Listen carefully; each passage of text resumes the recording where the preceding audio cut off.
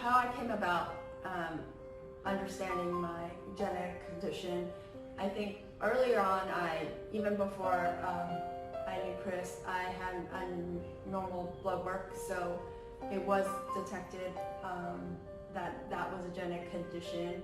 And at that time, my OBGYN doctor just informed me that it's not a health risk to me personally, but when I do start to plan for a family, you do have to watch out for your partner to see if he has a similar genetic condition, because in that case, your baby would have an increased risk of getting the genetic disease, which would be pretty I don't think you could be a healthy baby with the disease.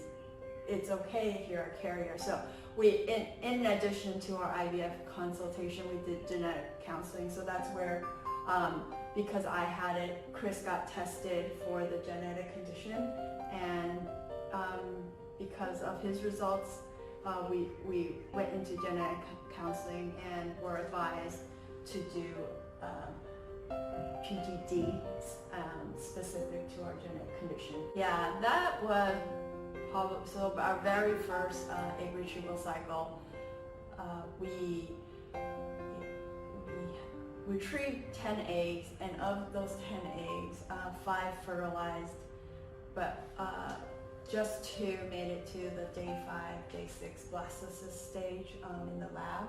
So just having 2 was kind of it was tough, because we were hoping for more, and when the PGS results, so at day 5, 6 we elected to do PGS, and if needed PGT as well. But our PGS results came back, both aneuploid, and the recommendation by both the doctor and the igenomix PGS report was not to transfer these 2 blastocysts. So that was definitely very disappointing at first, but I think we were grateful for that kind of detailed information about the situation with our blastocysts, because for us, we didn't want to try embryo transfer and it leading to miscarriage, and then spending that time and energy and that emotional roller coaster dealing with a miscarriage. So for us, even though it was bad news, it was useful information that really helped us determine easily what our next steps would be. So disappointing at first, but definitely useful to quickly help us make good decisions for our next steps. Yeah, our very first IVF cycle, I think with any couple who starts IVF, we were very optimistic.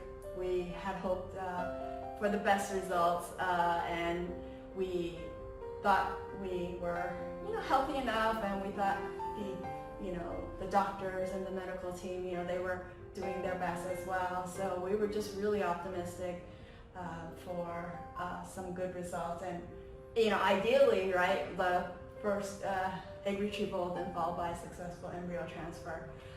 So our very first cycle was, because of the aneuploids, we decided not to do any embryo transfers, but instead proceed to another egg retrieval cycle.